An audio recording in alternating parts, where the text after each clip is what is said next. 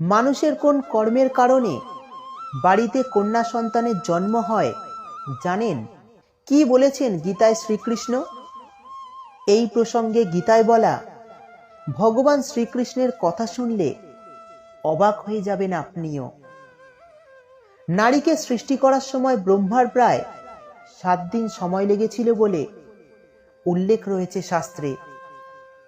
কারণ নারীর ভার বহন করা সহজ কাজ নয়। মনে করা হয় যে বাড়িতে কন্যা সন্তান জন্ম নেয় সেই বাড়ির মানুষেরা অত্যন্ত ভাগ্যবান হয়। 1000 জন্ম পূর্ণ করলে তবেই কন্যা সন্তানের পিতামাতা হওয়া যায়। মূলত যে দম্পতি কখনো পাপকর্মের সাথে যুক্ত থাকে না, কখনো কারো ক্ষতি করেননি, তারাই কন্যা সন্তানের বাবা মা হয়ে থাকেন।